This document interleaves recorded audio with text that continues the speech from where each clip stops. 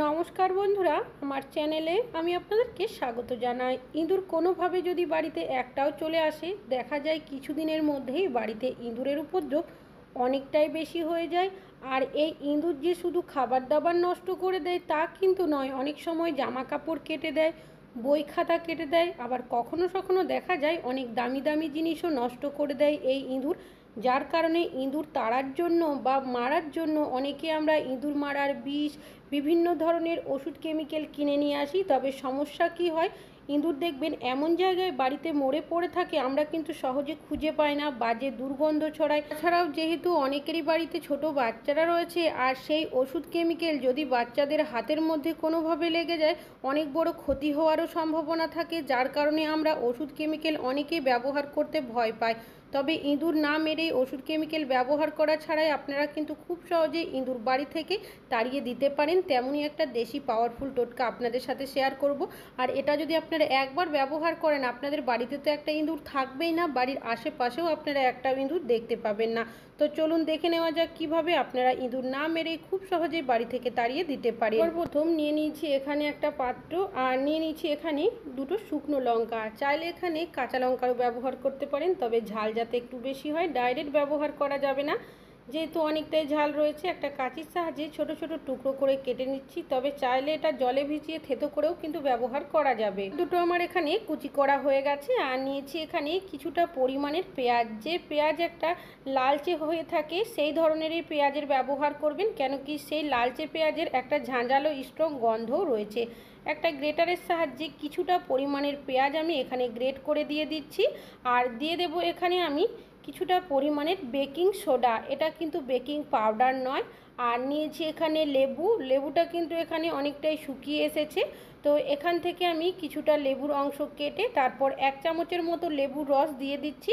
তবে আপনাদের কাছে লেবু যদি না থাকে, সেক্ষেত্রে আপনারা এখানে ভিনিগারেরও ব্যবহার করতে পারেন। সোডার ব্যবহার করা হয়েছিল, তাই লেবুর রস দেওয়ার সাথে সাথে একটা রিয়াকশান করতে শুরু করেছে। সব উপকরণগুলো ভালো করে মিশিয়ে নেবেন। মিশিয়ে নিয়ে এইভাবে করে 5 মিনিটের জন্য সাইডে রেখে দেবেন, যাতে করে খুব ভালো মতো সব উপকরণ মিশে যায়। অন্যদিকে একটা কন্টেনার নিয়েছি, এমন পাত্র নেবেন যেটা কোনো খাবার কাজে ব্যবহার করেন না।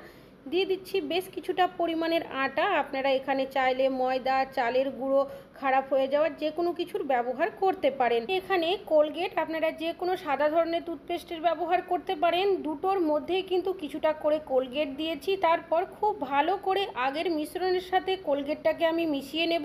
এটা যখন খুব ভালোভাবে মিশিয়ে নেবেন, এটা একটা স্ট্রং সলিউশনে তৈরি হয়ে যাবে। তবে এই মিশ্রণটা কিন্তু ডাইরেক্ট ইঁদুর খাবে না, তো তার জন্য আগে যে মিশ্রণটার মধ্যে আটার কোলগেট দিয়ে রেখেছি, তার মধ্যে কিছুটা জল দিয়ে আমি এটাকে ভালো করে মাখিয়ে নেব।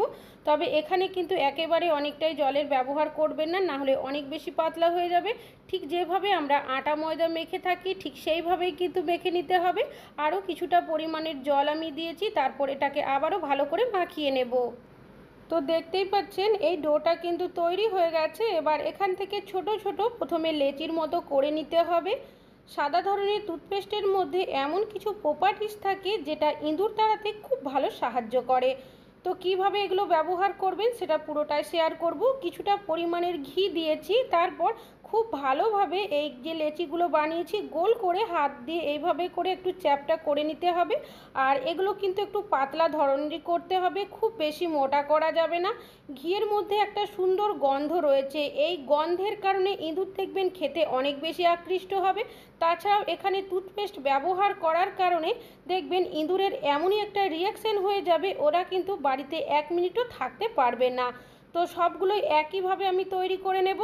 তবে যদি চান আপনারা এইভাবে করে বানিয়ে রেখেও দিতে পারেন। 1 সপ্তাহের মধ্যে কিন্তু এগুলো ব্যবহার করতে হবে, এর বেশি কিন্তু ব্যবহার করা যাবে না। তো সবগুলোই কিন্তু এখানে তৈরি হয়ে গেছে। এবার যে মিশ্রণটা বানিয়ে রেখেছিলাম, কিছুটা করে মিশ্রণ আমি সবগুলোতেই দিয়ে দেব। আর এই মিশ্রণটা এতটাই পাওয়ারফুল, কোনোভাবে যদি ইঁদুরের পেটের মধ্যে চলে যায়, এমনই একটা ওদের রিয়াকশান হবে, ঝাল লাগতে শুরু করবে, যার কারণে দেখবেন ইঁদুর কিন্তু বাড়িতে 1 মিনিটও থাকবে না। তবে ডাইরেক্ট ব্যবহার করা যাবে না মিশ্রণটা, এইভাবে আপনারা ব্যবহার করবেন। তাহলে কি হবে, যেহেতু আটার মধ্যে দেওয়া হয়েছে কোলগেট দেওয়া হয়েছে ঘি ছড়িয়ে, যার কারণে ইঁদুর খেতে অনেক বেশি আকৃষ্ট হবে। ইঁদুর যদি কোনোভাবেই মিশ্রণগুলো না খায় তাহলে কিন্তু কোনোই কাজ হবে না। তাই অবশ্যই কিন্তু এমন কিছু উপকরণের ব্যবহার করবেন যেগুলো ইঁদুর খেতে খুবই পছন্দ করে, ইঁদুরকে খেতে বেশি আকৃষ্ট করবে সেই ধরনেরই উপকরণ ব্যবহার করবেন। তবে এই বলগুলো এমনভাবে মুড়িয়ে নেবেন যাতে করে ভেতরের মিশ্রণটা কোনোভাবে বাইরে বেরিয়ে না আসে, কেন কি আগেই যদি ভেতরের মিশ্রণটা মুখের মধ্যে পড়ে যায় তাহলে কিন্তু ওরা কোনোভাবেই খাবে না। যখনই ওরা বেশ কিছুটা মিশ্রণ খাবে, খাওয়ার পর দেখবেন ভেতরের মিশ্রণটা কিন্তু ওদের পেটের মধ্যে যাবে, যার কারণে পেট মোচড় দিতে শুরু করবে, অতিরিক্ত ঝাল লেগে যাবে, যার কারণে ওরা কিন্তু জল খেতে চাইবে। তবে অবশ্যই আশেপাশে কোথাও আপনারা জল রাখবেন না, তাহলে কিন্তু কোনো কাজ হবে না। এগুলো আপনারা কোথায় কিভাবে ব্যবহার করবেন চলুন দেখে নেওয়া যাক। এখানে ইঁদুরের উপদ্রব বেশি থাকবে সেখানে ব্যবহার করবেন, আর যেদিক দিয়ে ইঁদুর বাড়ির ভেতরে আসছে সেখানে অবশ্যই ব্যবহার করবেন। আমাদের অনেকেরই বাড়িতে জলের নালি বা ড্রেন রয়েছে, আর এখান থেকে রাতের অন্ধকারে অনেক সময় ইঁদুর বাড়ির বাইরে থেকে ভেতরে চলে আসে। অবশ্যই কিন্তু এই জলের নালি বা ড্রেনের সাইডে এই বলগুলো দিয়ে রাখবেন। যখনই ইঁদুর বাড়ির বাইরে থেকে ভেতরে আসার চেষ্টা করবে, আসা মাত্রই দেখবেন ওরা এই বলগুলোই খাবে, খাওয়ার সাথে সাথেই বাড়ির বাইরের দিকে পালিয়ে যাবে।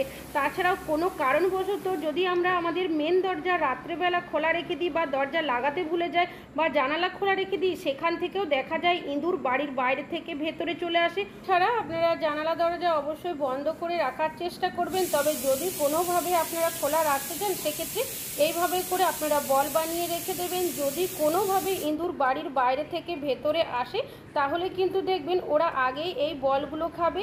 দরজার সাইড করেও কিন্তু অবশ্যই বলগুলো রাখবেন, যখনই ওরা আসবে আসা মাত্রই খাবে। দেখবেন খাবার সাথে সাথে ওদের এমনই একটা রিয়াকশন হয়ে যাবে, ওরা বাড়ির ভেতরে তো আসবেই না, উল্টে বাড়ির বাইরের দিকেই পালিয়ে যাবে। যেখানে আমাদের ডাস্টবিনের বালতি রাখা হয়, খাবারের গন্ধ শুকে অনেক সময় দেখা যায় ডাস্টবিনের বালতিটা উল্টে দেয়, চারিদিকে এঁঠো নোংরা ছড়িয়ে দেয়। আবারও আমাদের ভালো করে পরিষ্কার পরিচ্ছন্ন করতে হয় যেখানেই ডাস্টবিনের বালতি রাখেন না কেন। অবশ্যই এই বলগুলো দিয়ে রাখবেন। যখনই ওরা এই ডাস্টবিনের বালতির আশেপাশে ঘোরাঘুরি করবে তখনই দেখবেন ওরা কিন্তু আগেই খাবে, খাওয়ার সাথে সাথেই বাড়ির বাইরের দিকে পালিয়ে যাবে। তাছাড়াও যেখানে গ্যাসের সিলিন্ডার রাখা হয় তার পিছনের সাইডটা অনেকটাই অন্ধকার মতো জায়গা থাকে, আর কোনোভাবে যদি একটা ইঁদুর চলে আসে আর যদি বাড়িতে বাচ্চা দিয়ে দেয় সেক্ষেত্রে ইঁদুরের উপদ্রব অনেকটাই বেশি হয়ে যায়। অবশ্যই কিন্তু এই সাইড করে আপনারা এই বলগুলো যদি দিয়ে রাখতে পারেন তাহলে দেখবেন যখনই ইঁদুর এদিক দিয়ে আসা যাওয়া করবে আসা মাত্রই খাবে, খাওয়ার সাথে সাথেই ওরা কিন্তু এখান থেকেও পালিয়ে যাবে। তাছাড়াও যেখানে আমাদের ফ্রিজ, আলমারি, ওয়াশিং মেশিন রাখা হয় অনেক সময় রাতের অন্ধকারে এর পেছনের সাইড হয়ে ঘোরাঘুরি করতে থাকে, অনেক সময় মুখ দিয়ে দেখবেন ফ্রিজের, ওয়াশিং মেশিনের তারগুলোও কিন্তু কেটে দেয়। অবশ্যই কিন্তু এই তলার সাইড করে এইভাবে করে বলগুলো দিয়ে রাখবেন। যখনই ওরা এদিক দিয়ে আসা যাওয়া করবে আসা মাত্রই খাবে, খাওয়ার সাথে সাথেই দেখবেন ওরা বাড়িতে 1 মিনিটও থাকতে পারবে না। তাছাড়াও যেখানে আমাদের বাসনপত্র রাখা হয় অনেক সময় আমরা ধোয়া বাসন রেখে দিই বা হয়তো এঁঠোকুটো বাসনও যদি রাখা থাকে সেক্ষেত্রে এঁঠো নোংরা যদি থাকে পুরো চারিদিকে ছড়িয়ে দেয়, আর যদি ধোয়া বাসন থাকে মুখ দিয়ে দেয়। পরের দিন কোনোভাবে যদি আমরা সেই বাসন না ধুয়ে ব্যবহার করি শরীর অসুস্থ হওয়ার সম্ভাবনা থাকে। তো আপনারা যেখানে বাসনপত্র রাখেন না কেন সাইড করে বলগুলো দিয়ে রাখবেন। যখনই আসবে এরা এর আশেপাশে আসা মাত্রই খাবে, খাওয়ার সাথে সাথেই দেখবেন পালিয়ে যাবে। তাছাড়াও ইঁদুর কিন্তু আমাদের বাড়িতে আসে খাবারের জন্যই। অনেক সময় কি হয় রাতের অন্ধকারে যখন কিচেনের লাইট অফ করে শোয়ার জন্য চলে যায়, কিচেনে চলে আসে ভুলবশত যদি কোনো খাবার দাবার থেকে থাকে চারিদিকে ছড়িয়ে দেয়, নোংরা করে দেয়। অনেক সময় গ্যাস ওভেনটাও নোংরা করে দেয়, আর আমরা যদি বুঝতেও না পারি অনেক সময় কিচেনে যদি কোনো বাসনপত্র রাখি না ধুয়ে ব্যবহার করি শরীর অসুস্থ হওয়ারও সম্ভাবনা থাকে। অবশ্যই কিন্তু আপনারা এই বলগুলো গ্যাস ওভেনের ওপরে, সাইডে, নিচে দিয়ে রাখবেন। যখনই ইঁদুর এখানে আসবে আসা মাত্রই খাবে, খাবার সাথে সাথেই দেখবেন ওরা এখান থেকে চলে যাবে। তবে অবশ্যই কিন্তু এর আশেপাশে কোথাও জল রাখবেন না, না হলে কিন্তু কোনোই কাজ হবে না। তাছাড়াও যেখানে মশলার কৌটো বা ডিব্বা রাখি অনেক সময় এদিক দিয়েও কিন্তু আসা যাওয়া করতে থাকে। অনেক সময় ডিব্বার ঢাকনা যদি খালি থাকে জিনিসপত্র পড়ে নষ্ট হয়ে যায়, মুখ দিয়ে দিলে বুঝতে না পারলে সেই মশলা যদি রান্নায় ব্যবহার করা হয় শরীর অসুস্থ হওয়ার সম্ভাবনা থাকে। অবশ্যই কিন্তু এই জায়গাগুলোতেও বলের ব্যবহার করবেন। আর যদি কোনো জায়গায় ইঁদুরের উপদ্রব বেশি থাকে সেখানেও আপনারা ব্যবহার করতে এইভাবে করে আপনারা বলগুলো ব্যবহার করেন তাহলে দেখবেন বাড়িতে একটাও ইঁদুর তো দেখতে পাবেনই না, বাড়ির আশেপাশেও দেখতে পাবেন না। আশা করছি ইঁদুর তাড়ানোর টিপসটা আপনাদের কাজে আসবে।